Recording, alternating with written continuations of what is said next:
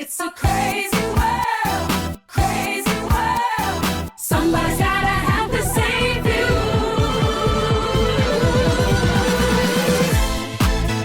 It's a crazy world. It's a crazy world.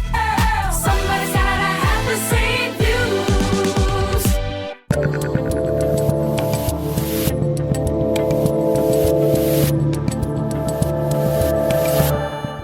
All right, people, it is Friday, October 18th, 2024. I'm Dave Rubin. This is the Rubin Report. It's Casual Friday. No jacket around here today. And joining me as special guest co-host, it's not a panel today, it's a co-host show, but I believe this woman has the intellectual capacity of 20 other guests, the one and only Sage Steele. Sage, how are you? I might as well just close this laptop up now. I'm not going to be able to live up to that. But hi, thank you. The intellectual capacity of 20 guests, that's a lot. And the emotional intelligence of 30. How about that? Emotional for sure. The highly emotional, might cry Sage Steele. And we look like we should be co-hosting a show together. Even look at this. The colors look good. Sage, before we dive into anything else, I am very happy to have you on, if for no other reason that you have officially, if I can say this, officially moved to the free state of Florida. You have left the blue Connecticut. You are now a Floridian. Look at you, flourishing, the smile, the eyes are wide. You're happy. Have you ever been happier than you are right at this very moment? No, never in my entire life. Most importantly, I won't totally brag and be obnoxious, but right over the top of this laptop is the Atlantic Ocean. That's my view. Your beautiful view, Dave, but I'm just saying you're number two to the ocean right there, which is why it's a little bit different from the bears I had in my backyard in Connecticut. And then, of course, pull out your snow shovel right about now. I am so grateful, and I'm just up the road from you, so don't ignore when I come knocking, okay? You are welcome to babysit anytime, and you got the freedom, and you're going to save on taxes and we won't inject you with weird things and all that good stuff. We're going to recap, the wacky week in politics, of course. But before we do that, you've been traveling a bit with Trump campaign and with J.D. Vance. We've played a couple of clips of it. Can you just kind of give me a temperature? Like, what are you feeling when you're out there on the road these days? It is amazing. It's exhilarating. There's so much positivity. The number of people, the diversity of the kind of people that come up to us with our pink jackets on, and it's Women for Trump, and it was Laura Trump's idea, and it's a bunch of us. The first stop was Tulsi Gabbard and Danica Patrick and Lynn Patton, and I mean, it's been Elizabeth Pipko. It's been so cool to be with such strong women, all women who have taken chances, and just you know what, this is what I believe in. And like I was saying, the number of people who come up to us, Black, white, Hispanic, it's almost emotional. There have been 2 so far. We have probably 4 or 5 left as we count down to that.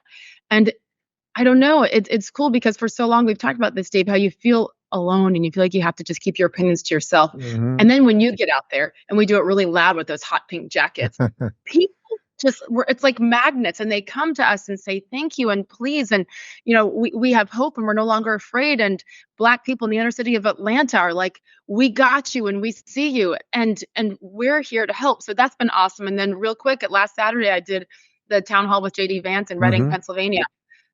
Dave, this is nothing I ever could have dreamt of, because I was like, no, I don't really want to get political. Too late, in deep. But it's been really awesome personally just to see the number of people who appreciate people like you, and now people like me who are just finally saying, you know what, forget about the fear. And it's so important to talk about the facts and do it in a professional, kind way. We don't have to be hateful and crazy about it, but I'll end with this. There's so much more good in this country and good people that I get to see every single day now. And I feel fortunate. Well, let's focus on that for these remaining 18 or so days. And we did play a clip of you and JD at that town hall. And I love that you introed it basically by saying, hey, this isn't prepackaged. I didn't give you any of the questions. You didn't ask me to say anything. Let's just do it. That's what people want instead of that plastic thing that we're getting constantly. Sage, one other thing before we get to it. You are not only a woman, but according to my paperwork, you're Black. Is that correct? I have a black father, Dave, so I guess so, yes. You have a black father. Let's talk about Hillsdale College, and then I'll explain why I'm asking Sage about the skin color of her dad. Here we go. Time is our most precious commodity, and I've heard from so many of you guys who have asked for my advice about how you can spend it wisely to improve yourself and the people around you. That's why I'm so excited that Hillsdale College is offering more than 40 free online courses in the most important and enduring subjects. You can learn about the works of C.S. Lewis, the stories in the book of Genesis, the meaning of the U.S. Constitution, the rise and fall of the Roman Republic, or the history of the ancient Christian church with Hillsdale College's online courses, all available for free. That's right, absolutely free. I personally recommend you sign up for American Citizenship and Its Decline with Victor Davis Hanson. In this 8-lecture course, Dr. Hanson explores the history of citizenship in the West and the threats it faces today. Threats like the erosion of the middle class, the disappearance of our borders, the growth of an unaccountable deep state, and the rise of globalist organizations. The course is self-paced so that you can start whenever and wherever. Start your free course, American Citizenship and Its Decline with Victor Davis Hanson today. Go right now to hillsdale.edu/Dave to start. It's free and it's easy to get started. That's hillsdale.edu/Dave to start. hillsdale.edu/Dave. All right, Sage. So why did I ask you about your skin That was color? a hell of a tease, Dave. Oh my gosh. I don't care what your skin color is. I don't care what your dad's skin color is or your mom's skin color or anything else. But we still, for some reason in this society, are obsessed with skin color. And Kamala has been pandering. I would say it's panderpalooza as it relates to skin color. So let's start off first, because of her pandering. Don Lemon, who also happens to be black, I don't really care. He was not a particularly good journalist who was fired from CNN. Then they brought him back for some reason. Same thing they did with Stelter. They sent him to some swing states to lecture black men who are into a certain orange man.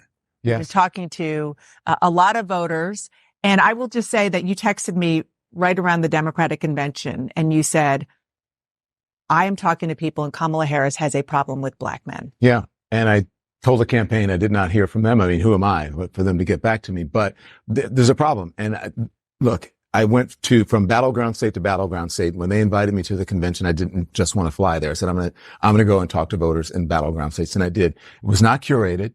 I went up to people just doing man on the street. I said, who are you going to vote for? Black men. And time after time after time, they said, I'm voting for Donald Trump. Why? Now, their reasons why. They said, because most of the time they said, well, for economic reasons, right? Or because he gave me a stimulus check. And I had to correct them over and over and tell them where that stimulus check came from a Democratic Congress and from Nancy Pelosi. And that Donald Trump actually held the check up so that his name could be put on the check. So they think they got the check directly from him. Meanwhile, Joe Biden has given 1 or 2 stimulus checks as well, but they seem not to know and understand that. You can vote for whoever you want to vote for, but if the reasons that you're going to vote for them, I think that they should be accurate and factual, and you should know why you're supporting someone. Sage, there's a bunch more. I think we can leave Lemon at that. I think there's a little confusion at sort of amongst Don and the set that's watching that as sort of what the role of government is and whether it's supposed to give you stuff, et cetera. I'm seeing something else happening within the black community, and I hate those phrases. But it's basically like we've just kind of had it with the BS, and Donald Trump speaks straight to us. So it doesn't really have anything to do with checks or foreign policy or anything else. It's just kind of like, oh, he's kind of funny and we remember things were pretty good under him. That seems a little more true to me. Do you think that's fair to say? Yeah, I do. I also think that obviously I think we agree it's disgusting, the pandering, and it's so blatant right now. And I know you talked about it earlier this week with the scolding Barack Obama and what he's done, and now kind of put the blowback from that and being on the road with Women for Trump, and again, just airports randomly traveling. The amount of people who come up to me and say, "Who the hell does he think he is? Does he think it's stupid?" And that's been amazing to me to watch. I also think people don't appreciate the way Black people that have come up to me and I've talked to and actually gone up to them as well. They don't appreciate the way that she ended up in this position. Like, it was a coup, and they think that the Don Lemons of the world and the Barack Obamas and the Kamala Harrises of the world think that they're too dumb to notice. And they're like, No, enough of that. Just like you saw other man on the street interviews with people, in New York City saying, do you have a driver's license? Do you have an ID? Well, yeah, of course. Well, they're saying it's racist to have an ID in order to Right. vote. Like talking about. And so I think that's been going on long enough that people are like, no, stop it. And I saw a guy at the gym today who came up to me.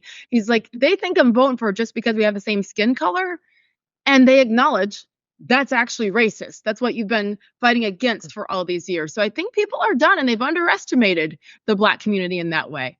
Well, I'm very glad to hear it. I'm glad you're kind of seeing it the same way. Unfortunately, that is not the way they're seeing it over on The View.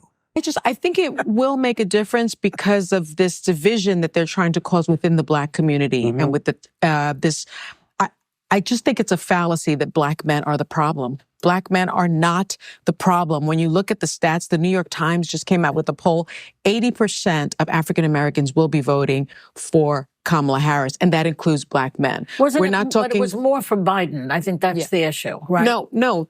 This is about Harris. I know, right? But Biden had greater support with Black men than Harris. Yes, Biden did. But that's demonizing Black men, I think, needs to stop when it comes to Kamala Harris. Well, look, for me, it has never really been about Black men. It's been about men. Mm-hmm. There's this myth out there that Black men can't handle being spoken to, and told what to do by Black women. Black men come from our bodies. Yeah. So Black men have Black mothers. So they're used to having these conversations with women. The matriarchy is strong with the Black It is community. very strong. Yeah. And They're doing that on purpose. Yes, that's what I'm because saying. it basically is so disheartening for Democrats and people who are leaning towards Kamala to say, well, what's the point? Don't buy into that. No. Sage, since you're a classy lady, I won't do all my low-hanging fruit jokes about the women of The View. Suffice to say, it's like, doesn't that strike you as sort of just the way they have to talk around each other and carefully around all of this and in such pandering ways? It's like, this is the perfect ending of identity politics, isn't it? That they now have to figure out a way to rationalize that for some reason, Black men who make decisions on their own, just like white men and Asian men, might have been more into Joe Biden than they are Kamala Harris. Yes. Well, again, what a concept. Black men, Black women, they're not monolithic. Like we actually have separate brains and can see things for ourselves and think differently. Therefore, I think I love how Sunny started that off by saying, how divisive the right is being. Like, really? Divisive? Actually, you guys have rocked that for many years, but you've been able to get away with it. I think the big picture is that Democrats have taken Black voters for granted for such a long time because they could. Because I think at the peak when Obama was elected, wasn't it 97% of Black Americans voted for Barack Obama? And then it dropped down into the low 90s with Biden. And now look at these numbers. And then it skyrocketed for Trump. And to me, it makes sense because we know that Donald Trump had historically low numbers for Black unemployment, lowest in history, or at least in a half a century. No, and so I think it was in history. Yeah, when people start to actually do their homework, which that's what happens when stuff starts to go south. That's what happens when the economy goes south, when inflation skyrockets, when people can't afford to live, when eggs are now $7, $8 for a dozen versus half of that. And so they've taken these voters for granted. And all of a sudden it's like, well, wait, what? And again, I'll never forget how this scolding by Obama made me feel. I was disgusted. And oh, by the way, where have you been? Well, I think he has been behind the scenes working to be president over the last couple of years. We know that he's kind of been in charge. That's what we believe. But also, you've been up in one of your 3 mansions across the country, Martha's Vineyard, and now you're going to come down and lecture us about what we're doing, basically being sellouts for considering voting for someone else. You're the ones that talk so much about, race relations and it not being about race and not the color of my skin and treat me equally. And now what? Vote for her because she's Black or you are not a Black man. Kiss my ass. I'm so angry at him for it, but I shouldn't be surprised. And I think it's beautiful that so many Black men and women are saying enough of you. Don't talk down to us. You've taken us for granted, and look where it's gotten us. You know, what I love you're saying there really is that in some respects, this is not exactly about policy. It's as simple as don't talk down to us, right? I think you can make many, many arguments why Republican policies, and you just mentioned lowest black unemployment under Trump. I think you can make those arguments, but that doesn't exactly seem to be what's going on here. It's this constant pandering, constantly be told, you're a Democrat, stay there, don't move, etc. Or I grow chili peppers, so you better vote for me. Watch this. So you may not know, but you will appreciate I'm the first vice president to grow chili peppers at the vice president. Okay, come on. Including Scotch bonnet peppers. Come on now. Real heat. Hillary Clinton carried hot sauce around in her pocketbook when she was speaking to black people. Kamala is growing peppers. I like spicy food. I had put a little sriracha on my lamb salad this afternoon. Like, am I black? Apparently, yes. Like I am. And then the best part is everybody goes, "Whoa, really? You grow peppers? Really?" You know what? The one thing I'll say I'm proud of her for in that moment, she didn't turn on her black scent, right? And now. Yeah. All of her different accents, and then she's Jamaican me crazy, and like so. Although who knows? We just saw a quick clip there, but it's like she's speaking to children, just like remember the school bus story before. Like I don't know what this is, but the key is that this is happening within 3 weeks of an election, right? And so the only reason they're doing this, and all of a sudden Barack Obama comes off his chair, you know, his perch above whatever, is because she's in trouble. Otherwise, you're not doing that because you never have gone into those communities. Just like a couple of months ago in Detroit when Donald Trump went up, and I forgot the exact location, but it was at a church and it was with a bunch of black ministers and preachers. And they said, you know what? Joe Biden never came here. Yep. Barack Obama in 8 years never came here. Donald Trump, you're here. You're talking to us. You're listening. And people see that, and that matters. Sometimes it's just showing up and having a conversation with somebody. And that's what Donald Trump is doing. And he's been doing that. Obama comes down at the last second to scold you because they know that they're in trouble, which goes to speak about all the interviews she's suddenly doing now, too, which haven't been going so well. Did you see this moment last week where I think he was at Mar-a-Lago, he's given a talk, and he says, "Where are the gays for Trump?" And then someone's like, "They're back there." And he goes, "You guys don't look gay." And then everyone starts laughing. And I was like, that is what is so great about him, because he's treating them like human beings. He would joke about anybody, and he's treating them the same way he would treat the blacks for Trump, or the gays for Trump, or the three-legged lesbos for Trump, whatever it is. And that's the thing. It's just stop pandering. Yeah, I love that about him. And he is funny. You know, it's just people don't want to see the human side. I will say that's the thing that Kamala, and I'm surprised because I think usually Democrats run much better campaigns than Republicans, historically speaking, at least over the last, 2-3 decades. And they've missed the boat on showing the human side of her. You know, I think that would help. And if you could just, maybe we are seeing it, Dave. Maybe I'm giving her too much credit there. I think you might be, actually. Yeah, I don't know that there's that much more there. Like, what she seems so incapable of being authentic that I don't know that there's much. What would we be peeling back and seeing? I don't know. I don't know that's true. I don't think I want to see any more than I've already seen. But with him, he has a sense of humor. He's funny. And, you know, sometimes it can be maddening, right? Where you're like, no, please just finish your thought because you were there. Like in the debate, you're like, no, just stick with it. It is what it is. And that's why when people say to me, how can you, I go, you know what, at the end of the day, I don't care about that stuff. And is he the most eloquent on a debate stage or even elsewhere? At times, no, I don't care. It's what we call a track record that matters.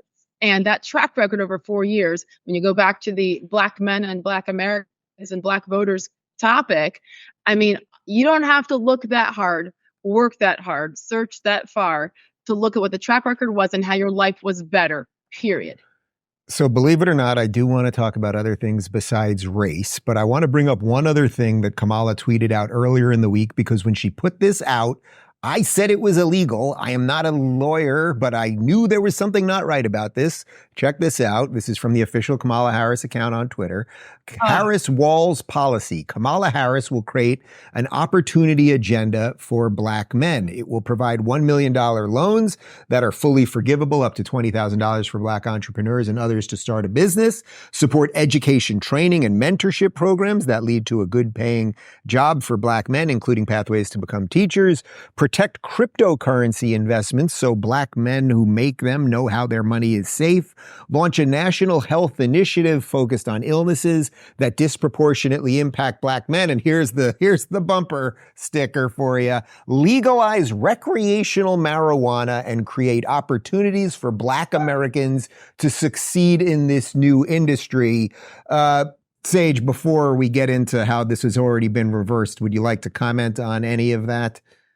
Because wait, what about me? All black people smoke weed, Dave. Didn't you know that? What about me? Why is she leaving? I am black. I can't believe it. I mean, and I probably need some. I don't.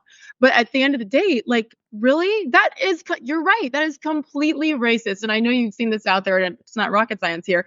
If Donald Trump tweeted that about men, oh my God. I mean, they already think he's a racist anyway. But it is, if nothing else, it just reeks of desperation.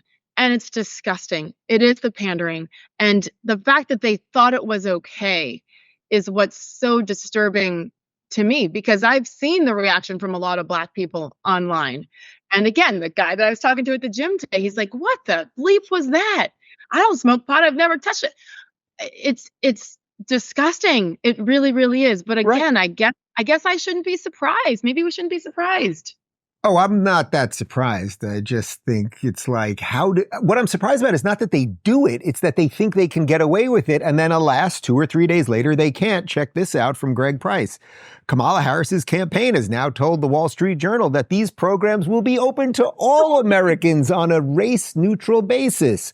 This campaign is a mess. And then the Wall Street Journal headline right there, Kamala Harris's agenda for black men will be open to all campaign says. I mean, again, I'm not a lawyer, but I do know that we have individual rights in this country. I do know that we have, you are not allowed to discriminate based on the color of skin, certainly as it pertains to the government giving handouts and things of that nature.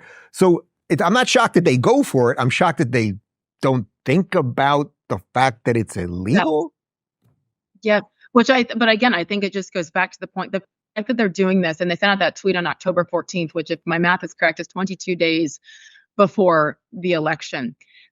Where was that earlier, Kamala, which hopefully we would have crushed her for, I mean, we would have certainly, but others would have crushed her at that time as well, because no matter what, there's never a good time to put out a racist tweet with your racist plans for just black men. Here, that is exactly what it is. And I'm disgusted. The good thing is that they continue to prove who they are. And at some point, you're just in denial if you're not going to admit what this is and what they're about. Also, if you wanted to create racism against black people, wouldn't you have the government give black people more stuff or forgive more loans or get jobs easier? And then next thing you know, white person might be like, I'm feeling a little racist. I didn't get that loan or that job. Or an Asian person might be a little racist. Like, to me, what a great way to create racism, which is kind of exactly what they're doing. The divisiveness that, frankly, I believe was created under Barack Obama. Years and years ago, and it's continued. We've gone south since then. All right, let me talk to you guys about the TWC Contagion Kit, and then we will continue with Kamala. The world's on edge. Election tensions, economic instability, supply shortages, and new health threats. Waiting for the medical industrial complex to protect you during a crisis is a huge mistake. That's why I want to tell you guys about the wellness company's Contagion Emergency Kit. It's a lifesaver put together by real experts like Dr. Peter McCullough. Inside, you've got medications like ivermectin, HCQ, budesonide, and even a nebulizer. These are critical medications to treat respiratory illnesses and so much more. especially heading into flu season. Think about it. We've witnessed drug shortages, pharmacies turning people away, and prescriptions being questioned. Do you really want to risk being told no when you need life-saving meds? This kit lets you bypass the red tape. No waiting, no begging. You're in control. With just a few clicks, the kit is delivered right to your door. I have my kit, and now you can get yours by heading on over to twc.health/Rubin and use code Rubin to save $45. Don't wait until it's too late. Act now, take control, and ensure you're protected against whatever comes next. That's twc.health/Rubin and use code Rubin to save $45 plus free shipping right now. All right, so Sage, I was with you on debate night when Trump knocked out Biden officially. We're going to show a clip of that in just a moment, but I want to start with another moment from this Kamala Harris, Bret Baier conversation on Fox, because he asked her when she noticed that Biden was, let's say, unwell, and it's again just pander-palooza. But you call Donald Trump. The significance you of that. call Donald Trump. He's misguided. You say now He's unstable. He is unstable, Brett. He's not well. You say he's mentally not stable. He's not stable. Let me ask you this. You told many interviewers that Joe Biden was on his game, that ran around circles on his staff. When did you first notice that President Biden's mental faculties appeared diminished? Joe Biden, I have watched from the Oval Office to the Situation Room. And he has the judgment and the experience to do exactly what he has done in making very important decisions on behalf of the American people. There were no concerns raised? Brett, Joe Biden is not on the ballot. I understand. And Donald Trump But is, you talked about it. And Donald Trump after George Clooney said within a few minutes of talking to President Biden at a fundraiser that he thought this was not the same Joe Biden that we saw on the debate stage. Donald Trump is on the ballot. I understand. Sage, first, I just want to say that I just think Bret did a great job. It was respectful, but he pushed in the right spots. And that is the right question. It's like, lady, we all kind of know you forced him out. When did you know? And, before when you said, if you peeled back, what else we find? I'm telling you, I just don't think there's much there. That's why she can give such a canned answer and think that it's clever. Yeah. But it was awesome watching it live. And it was like, he asked the question and it's like 1,000, 2 1,000. Silence. And again, between the question on The View from Sunny a couple of weeks ago about if there's anything that you would do differently. Yep. Oh, we'll get to that. And like you have got to be prepared for these very basic questions about Joe Biden. So like she's never been asked that because of who she has chosen to do interviews with. But with Fox, you damn well better be prepared because it's a very fair question. And it cracks me up almost that she didn't have anything ready. Or is she not smart enough to be able to remember what to say, to lie about? Right. And also, if the idea here is that he's still able to be president right now, if we're to believe that he's acting as president, it's like, well, then why is he not running? The fact that none of this went through her head, like, oh, some of this might come up, is rather extraordinary to me. However, it's not extraordinary to former Dave and Sage, because on debate night, this is what we were saying. Thank you, President Biden, President. I mean, like. That moment made me mad. Yeah. Actually, first of all, it's super uncomfortable, I think, for everybody. And I want to start with that. I've been saying this since I interviewed him in March of 2021, right after he took office, that it's actually a heartbreaking thing to watch. I don't care what side of the aisle you fall. Yeah. The human element of this, to see a failing man, is actually heartbreaking to me, number one. Number two, shame on Jake Tapper in that moment for saving him. Unfortunately, we need to be able to see all of this, and then you make your judgment based on that. But when you jump in and save him, it's wrong, and we all had been guessing and speculating as to what are they putting in his body to make him as alert as possible, just like during the State of the Union. Sage, the reason I wanted to throw back to that is because you and I are not experts in Parkinson's or dementia or whatever he might have. However, that night, it was obvious to both of us it needed to be done. And yet the media for 2 weeks after that kept telling us we didn't see what we saw. And then that leads to a position where she can't answer a question like that. And people then turn to, I guess, people like us to get something true. Yeah. And also, I think she'd never been asked that directly. But when the topic had come up before the other night with Bret Baier, I mean, what did she said? She said he did the noble thing, or stepping away, and such Mm-hmm. a big display of leadership. Why? Like, and again, when did you notice it? Because I know when I noticed it, and I've never met the man in person. You Right. know what I mean? But again, you just have, this is part of being a good politician, right? You just have to be prepared for anything, even if you're going to lie. We know they're good at that. Just, lie about it, but be ready. Instead, you're like, what do I say? Like, this is not rocket science. Right. She could have just as easily said, you know what, actually, Bret, it was while watching the debate that everybody saw. I really thought he was okay till then. We saw that, and then there were some conversations. And we basically would have accepted that answer, right? But instead, it's just over the top line. Can I jump in real quick? I think Yeah. one of the things that upsets me the most, and I think I've learned, like when I did the town hall with JD Vance, when you're just raw and honest and accountable, that goes a long way. When I asked JD on the stage the other day about his comments about Trump, and Yep. and I loved during his debate how he said, you know what? Yeah, I screwed up. I wasn't clearly or well informed, and I've changed my mind. And to me, that's huge. When you Mhm. can admit that you made mistakes, just like them asking her, what would you change? And she's like, nothing. How about you say, you know what, with the border, I wish that we had acted sooner on this. When Exactly. you own it, you will win people over. But even for the easiest, and it's the low-hanging fruit, she won't show accountability. And that's why so many people can't vote for her. You mentioned some of the contradicting herself, and there is a reason they want to censor the internet. It's because of things like this. Would you have done something differently than President Biden during the past 4 years? There is not a thing that comes to mind in terms of, and I've been a part of most of the decisions that have had impact. Yeah. But nothing comes to mind that you would do differently? Let me be very clear. My presidency will not be a continuation of Joe Biden's presidency. I mean, that is actually incredible. There's a 2-week window between those two videos. On one, same exact thing, and then completely different. But again, I mean, I think we're starting to beat a dead horse here. But like, there's no there. And but it is like, she is between a rock and a hard place, right? Because you don't want to crush that man, and you don't want to fully acknowledge that you should have done things differently, but you kind of have to. So I think it's difficult, but they've just been really sloppy, which I said earlier, it's very unlike the Democratic Party to be sloppy in a campaign. My friend David Sachs from the All In podcast has been saying that she's in this doom spiral right now, which is they hid her and then that didn't work. And then they put her out there and that didn't work. So thus it just kind of starts eating on itself. So what do they have when you're in a doom spiral? Well, they've got the F word.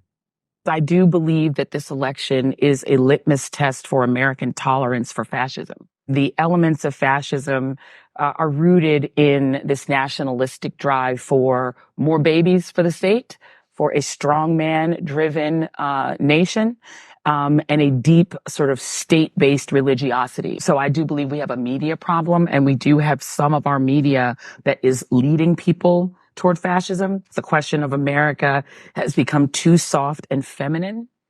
I think that it's a fascist litmus test. So this question of whether the society is too soft and feminine, it was alarming to me that a majority of Hispanic Protestants agree, but that's not shocking. Immigrants are poisoning the blood of the country. This is one of the most terrifying things that you've heard a presidential candidate say, because it is straight out of Mein Kampf. 23% of Jewish respondents agree with that, because that's straight out Nazi talk. Sage, more babies, strong men, strong nation state. Sounds pretty good to me. Also, she seems to be confused about what fascism is. That's when giant corporations and the government work together against the people. You might argue that's what they're doing against a certain Donald Trump. Do you have anything nice you can say about Joy Reid? Yeah, I'm watching that clip, and I actually hadn't seen that one, and I just shake my head, and I'm like, I was actually thinking, do I know of any other national broadcaster who has been so full of hate and divisiveness than Joy Reid? Think about that. Who else has done it at a high level for a long time? I don't know anybody, and I certainly. it wouldn't be somebody with your color skin. It only happened with someone who looks like her. Honestly, I'm just calling it out. But like, she is the most racist, divisive, and seemingly miserable human in that kind of spot that we've ever seen. And it's really sad. Yeah, well, it's sad and it's gross, and it's kind of all they've got. They've got fascism. So we've done sort of the I would say fairly obvious, it's not going that well for Kamala stuff. And I said to my guys, I don't want to end on the pure political thing, and I really don't want to end on the racehorse politics stuff, because we're going to do it hardcore for the next couple weeks. There's another story right now that I think is super interesting regarding Bridget Mendler, who is a child actress. We'll get to that in just a second. Let me talk to you about Rumble Premium. This sponsorship is from Rumble, one that's incredibly important to the survival of the company. When Rumble first started in 2013, they built the platform for the small creator. They didn't censor or have biases. They were fair and treated all creators equally. No one thought platforms would censor political conversation or censor opinions on COVID, but they did. Facebook admitted that they felt pressure from the Biden and Harris administration. Rumble did not. They held the line. They are attacked daily for giving us a voice to talk to you. They're attacked in corporate media. They're attacked by governments like France. They're attacked from brand advertisers who refuse to work with them. Corporate America is fighting to remove free speech. Rumble is fighting to keep it. Rumble won't survive with brand advertisers. They don't get much off it. Watching our show on Rumble is the most they can ask from you. But if you really believe in this fight, and if you have the means, one major way you can help Rumble survive is by joining Rumble Premium. Join the community that believes in the First Amendment and believes in our human right to free speech. Rumble is offering $10 off with promo code Rubin when you purchase an annual subscription. Go to rumble.com/premium/Rubin and use code Rubin. Like I said, if you have the means and believe in the cause, now is the time to join Rumble Premium. If you don't have the means, we're just happy if you watch us right here on Rumble. All right, so check this out. This is from the Daily Mail. Nearly 20 years after starting her career as a child actress, Bridget Mendler is now heading to the boardroom as the CEO of a new startup company. The 31-year-old started her career as a child actress at just 11 years old in 2004 with a voice role in the animated film Legend of Buddha. She also has had roles on Jonas, Alvin and the Chipmunks, The Squeakquel, and The Secret World of Aretti, before her breakthrough role in Disney Channel's Good Luck Charlie. While she was working fairly steadily through 2019, she has spent the last few years on her studies, earning degrees from USC, MIT, and studying at Harvard Law School. Now she's ready to break into the business world, serving as the CEO of a new space startup, Northwood Space, which landed a $6.3 million round, seed funding via CNBC. And let's throw to Bridget for just a moment. This is not exactly my generation. It's just kind of a cool story. And listen to Bridget herself. I think, for space companies, you're running a business that is completely reliant upon connectivity, but connectivity with space is stuck in a different era where you anticipate outages, or you find very expensive and cumbersome solutions for outages in a way that would be completely unacceptable in other industrialized sectors. We were actually talking to a space company yesterday that had their contact time just slipped out from under them at the last minute. And so it's really hard to think of how to deliver a reliable business to your customers under those conditions. And so we're excited to really change the expectations for space companies, where you have this always on, reliable, and frankly, dynamic satellite connectivity that you would expect of your power grid or of your cell phones. And so we think that this is a huge opportunity space, and our first contribution to it is through shared infrastructure through phased array antennas, which offer a 10x improvement on availability for satellite operators, along with a lot of other exciting features of phased arrays. Sage, mea culpa here. I did not see the Chipmunk Squeakquel or the Disney stuff or anything like that. But the reason I love this story is here you've got a girl. She happened to have been a child actress, but clearly was working real hard, did it right. There's no identity politics in this story, as far as I can tell. If anything, she probably had to fight some identity politics to get there. She seems highly competent. She's a great speaker. She seems to know what she's doing. She's passionate. This is what America's all about. Oh my gosh. And she basically just spoke another language there. I don't understand anything she said. She said they're going to the space thing out there. Yeah.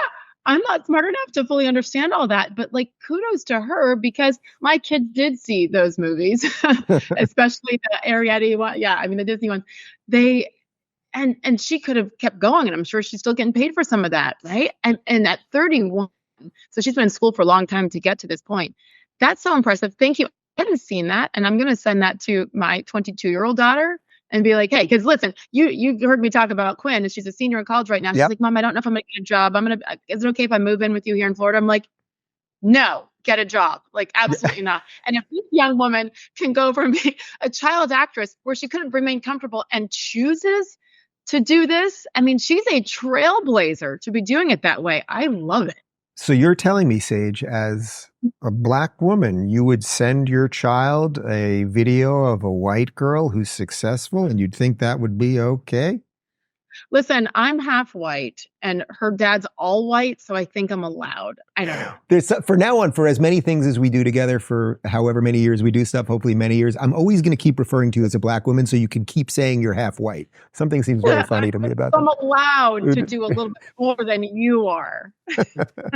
Let me just show you this tweet from Pop Culture, because this shows a little bit about the evolution of this girl, like how great this is. She's just a Disney Channel girl. She's doing, this kind of standard YouTube song stuff and all that. And then here she is as a CEO. This is what everyone, including your daughter, who I know you're a great mama too, because I've heard you guys on the phone.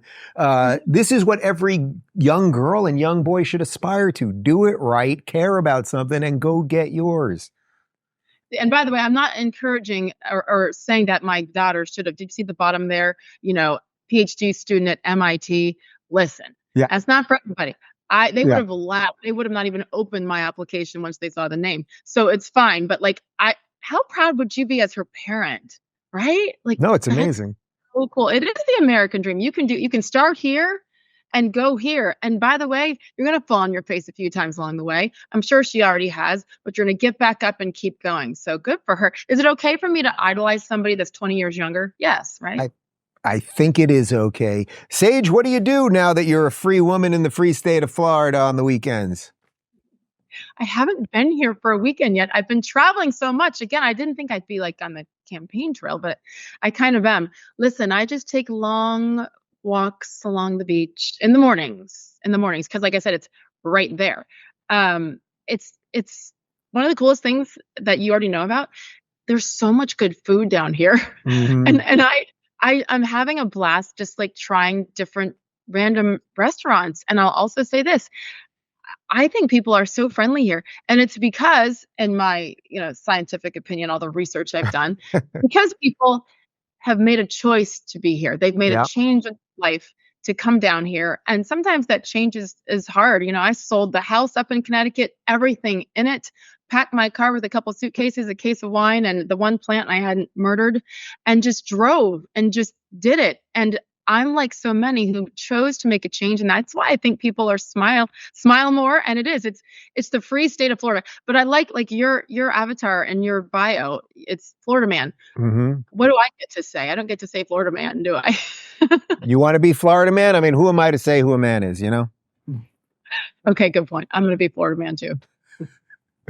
All right, Sage, have a great weekend. All of you guys have a great weekend. It's a Friday, so no post-game show today, and we will see you on Monday. Thanks. For your hope, for your prayers, for your support, for your hard work. And I look forward to seeing you out in all of these beautiful neighborhoods that are Detroit as we do the work.